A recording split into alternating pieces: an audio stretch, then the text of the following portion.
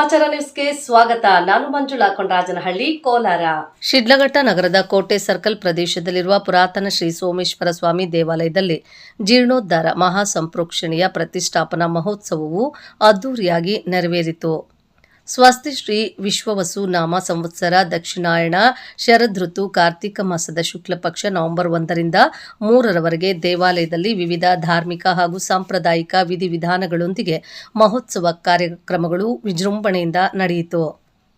ಈ ಅವಧಿಯಲ್ಲಿ ಮಹಾಭಿಷೇಕ, ಹೋಮ, ಹವನ, ಪಂಚಾಮೃತಾಭಿಷೇಕ, ಭಾಗವನ್ನಾಮ, ಸಂಕೀರ್ತನೆ, ಮಹಾಮಂಗಳಾರತಿ ಮತ್ತು ಪ್ರಸಾದ ವಿತರಣೆ ಮುಂತಾದ ಧಾರ್ಮಿಕ ಕಾರ್ಯಗಳು ವೇದ ಘೋಷ ಮತ್ತು ಭಕ್ತಿ ಗೀತೆಯ ಸಂಪನ್ನಗೊಂಡವು. ಕೋಟೆ ಪ್ರದೇಶದ ಭಕ್ತರು ಹಾಗೂ ನಗರ ಮತ್ತು ಗ್ರಾಮೀಣ ಭಾಗದ ಭಕ್ತಾದಿಗಳು ಭಾರೀ ಸಂಖ್ಯೆಯಲ್ಲಿ ಭಾಗವಹಿಸಿ ದೇವರ ದರ್ಶನ ಪಡೆದರು.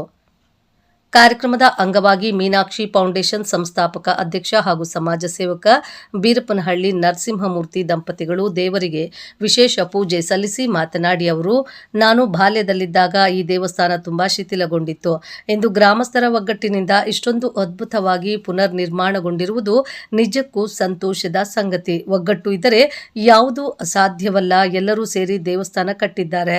ಇದು ಅವರ ನಂಬಿಕೆ ಮತ್ತು ಧರ್ಮ ಭಾವನೆಯ ಪ್ರತೀಕ ಎಂದು ಹೇಳಿದರು. ಟೀಮ್ ವರ್ಕ್ನ ಮಹತ್ವ ಅನನ್ಯ. ಒಬ್ಬರ ಶ್ರಮದಿಂದ ದೇವಸ್ಥಾನ ನಿರ್ಮಾಣ ಸಾಧ್ಯವಲ್ಲ. ಎಲ್ಲರ ಸಹಕಾರದಿಂದ ಮಾತ್ರ ಇಂತಹ ಧಾರ್ಮಿಕ ಕೇಂದ್ರಗಳು ಬೆಳೆಯುತ್ತವೆ. ಧರ್ಮ ಎಂದರೆ ಸದಾ ಉಳಿಯುವ ಶಕ್ತಿ. ಅದು ಸಮಾಜವನ್ನ ಏಕತೆಗೊಳಿಸುತ್ತದೆ ಎಂದು ಮನದಾಳದ ಮಾತು ಹಂಚಿಕೊಂಡ್ರು. ಚಿಕ್ಕಮಗಳೂರಲ್ಲಿ ಇರಬೇಕಾಗಿರೋ ಆವಾಗ ನೋಡಿರುವಂಥ ದೇವಸ್ಥಾನಕ್ಕೂ ಈಗ ಬಂದಿರುವಂಥ ದೇವಸ್ಥಾನಕ್ಕೂ ತುಂಬಾ ವ್ಯತ್ಯಾಸ ಇದೆ.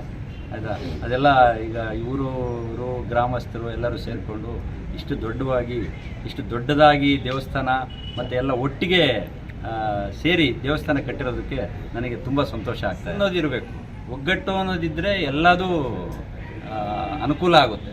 ನಮಗೆ ಎಲ್ಲರೂ ಇದು ಹನಿ ಸೇರಿದ್ರೆ ಹಳ್ಳ ಅಂತ ಹೇಳ್ತಾರಲ್ವ, ಹಾಗೆ ಎಲ್ಲರೂ ಸೇರಿಕೊಂಡು ಒಂದು ದೇವಸ್ಥಾನ ಕಟ್ಟಿದ್ದಾರೆ. ಅದು ನಾಗರಾಜಣ್ಣ ಅವರ ಸಮ್ಮುಖದಲ್ಲಿ ಒಬ್ಬರೆಲ್ಲ ಟೀಮ್ ವರ್ಕ್ ತುಂಬಾ ಇಂಪಾರ್ಟೆಂಟ್ ಆಗುತ್ತೆ. ಒಬ್ಬರಿಂದನೇ ದೇವಸ್ಥಾನ ಕಟ್ಟಲಿಕ್ಕೆ ಆಗೋದಿಲ್ಲ. ಒಬ್ಬರೇ ದೇವಸ್ಥಾನ ಕಟ್ಟಲೂಬಾರದು. ಟೀಮ್ ಬೇಕು. ಟೀಮ್ ಇದ್ರೇನೆ ಎಲ್ಲದೂ ಆಗೋದು. ಟೀಮ್ ಇದ್ರೆ ತುಂಬಾ ಅನುಕೂಲ ಆಗುತ್ತೆ. ಈಗ ಬ್ರಹ್ಮದೇವರು, ಒಂದು ಚಿಕ್ಕ ಕತೆ, ಬ್ರಹ್ಮದೇವರು ಒಂದು 10 ನೊಣನ ಸೃಷ್ಟಿ ಮಾಡಿದ್ರಂತೆ. ಅದರಲ್ಲಿ 3 ನೊಣ ಬೇಗ ಎದ್ದೋಗಿ ಎಲ್ಲೋ ಒಂದ್ ಕಡೆ ಕೂತ್ಕೊಳ್ತಂತೆ. ಇನ್ನು 7 ನೊಣ ಅಲ್ಲೇ ಕೂತ್ಕೊಳ್ತಂತೆ. ಅದು ಏನು? ಜೇನು ನೊಣ.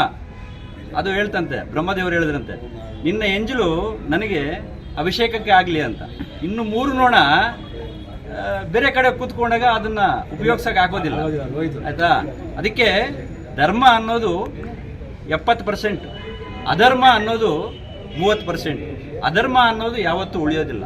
ಧರ್ಮ ಅನ್ನೋದು 70% ಈಗ ಉಳಿದಿದೆ. ಆ ಧರ್ಮ ಅನ್ನೋದು ಉಳಿದಿರೋದಕ್ಕೋಸ್ಕರನೇ ಈ ಥರ ಒಳ್ಳೆ ದೇವಸ್ಥಾನ ಆಗಲಿಕ್ಕೆ ಅನುಕೂಲ ಆಗುತ್ತೆ. ಈ ಸಂದರ್ಭದಲ್ಲಿ ದೇವಾಲಯ ಕಮಿಟಿಯ ಡಾಲ್ಫಿನ್ ನಾಗರಾಜ್, ರಾಜ್ಕುಮಾರ್, ವೆಂಕಟಸ್ವಾಮಿ, ಶ್ರೀನಾಥ್, ನಗರಸಭೆ ಸದಸ್ಯ ನವೀನ್, ಮುನೀಂದ್ರ, ಸುರೇಶ್ ಸೇರಿದಂತೆ ಇನ್ನು ಮುಂತಾದವರು ಹಾಜರಿದ್ದರು.